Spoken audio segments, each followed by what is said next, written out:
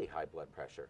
Like and, what? 180 over 100. That's high. High blood pressure. That's high. That's almost stroke time. Then I had a conversation with him. I said, have you ever been exposed to any toxic chemicals or metals? Turns out he was, and I believe he still is, but he paints cars for a living. Yes, you breathe that in. Breathe that stuff in, and it's toxic to the blood vessels, which can cause hypertension. So what's great about that is now I'm doing some testing to figure out what he actually has in his body, because as opposed to just putting him on blood pressure medication and putting him on more and more medication, I can actually get that stuff out of his body, which may restore his health. You can give him medication that will evacuate that stuff right out of his body, through his urine, through his bowels. Exactly. Yeah. That's good. You know, one of the things that's great is I used to tell people, before I opened this practice, I worked in a very good traditional medical practice in Annapolis, and they're great people, good practice. And I used to tell patients there, I said, listen, here you got two choices. You either alter how you eat and how you live and how you exercise and how you sleep, and then you have a chance of getting better. Now, if you don't do that, here's the other option. You're going to die. die. You on these, well, eventually, but I'll put you on these medications, and then eventually you'll need more medicine, and then more medicine, until you're on about 14 or 15 medications, and then you'll die. You don't go from here to death. Okay, it takes time.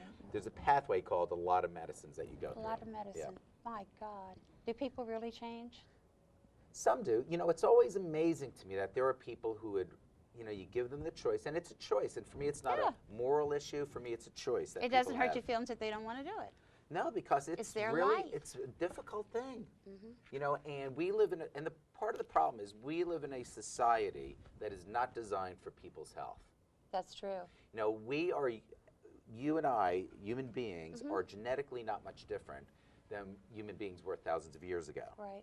When we had to hunt and gather, and there was not sugar available, we didn't have butter, blah, blah, blah, you know, and it was a different world. It was. But we have the same genes now, but you can get in your car, drive a mile, go to 7-Eleven, McDonald's, Wendy's, maybe all on the same trip, right? Right, some people do that. You know, and eat a week's worth of calories in 2 hours. And it's very, you know, and you have to have some compassion for people. Yeah. Then you'll sit on the couch and burp, and but that's they life. just get bigger. That's life. That's not life. That's not my life. Well, it's not, but there is an environment that kind of pulls for that. And until people know there's another possibility, but to change habits is one of the hardest things for human beings. You have to do it, yeah. Every morning I'm on a stationary bike for 15 miles. Miles? 15 miles on a station. I can do a mile in about 2.5 minutes. Great. And my husband will say, why do you do that? You're skinny. Because it makes me feel good. And that's how you stay skinny. I live off of lots of salad with grilled chicken. Oh, God, I love salad. Yeah. Well, he wants a steak and all this kind of stuff, you know. So we're very two different people. I drink about 25 glasses of water a day. I have a soy shake every other day. I take a lot of vitamins. So, I mean, I'm so used to this, I couldn't change it if I wanted to. I wouldn't enjoy it. I wouldn't like myself. Yeah. So, what do? Do you exercise? I do. I run. I do yoga. Good. I do yoga maybe two times a week. You go to a gym to do it? I do. That's good. Get away from everything. Yeah. You have to. I do Bikram yoga, which is hot yoga. Never heard 90 of that. minutes, Bikram yoga. Highly recommended if you have to be willing to feel Bikram yoga, which is named after an Indian gentleman named Bikram. And it's a 90-minute yoga session in a 105-degree room. So you have to be prepared to sweat. That will really sweat your pores. Oh, but it's one of the best things in the Takes world. out the toxins. Totally. Yeah. And there's a studio up in Severna Park, so I recommend Park. that. Yep. Okay.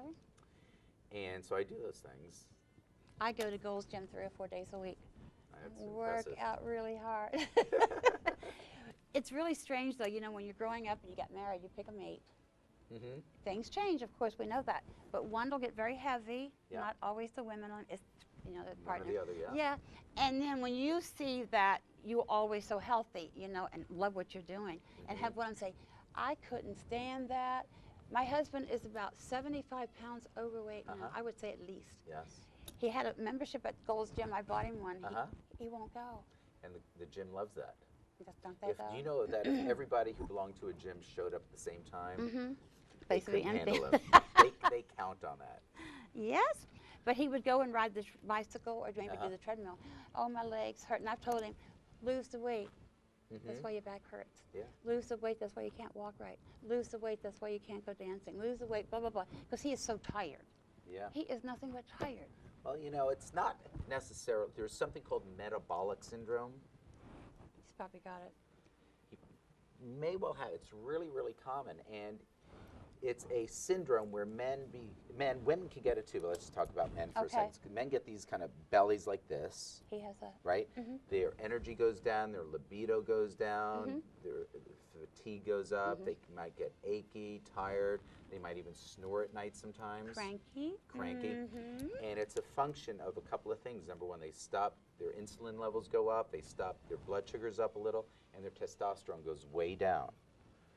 And it's really, really easy to deal with dealing with the diet, not too drastically, but with the diet, testosterone replacement for men. See, testosterone replacement for women is great for energy and libido and sex drive.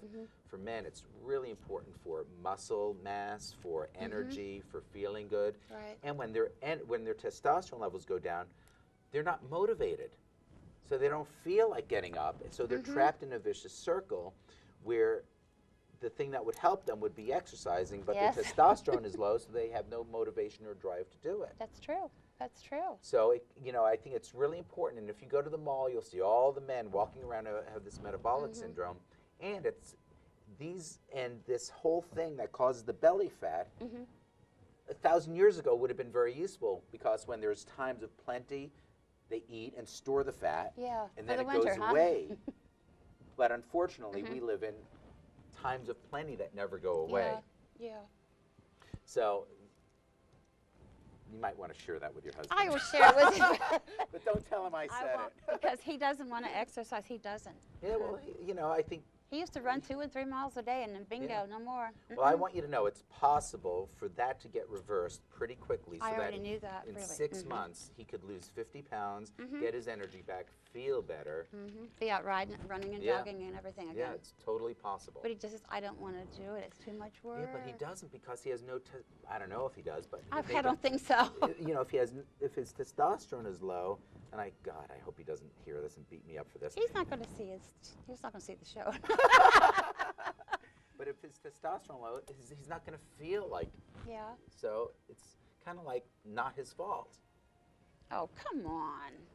You don't just sit and eat bag after bag of candy. But, you know, we live in a society where that's what people do. I don't do that. I know, but that's why you have a show called The Awakening.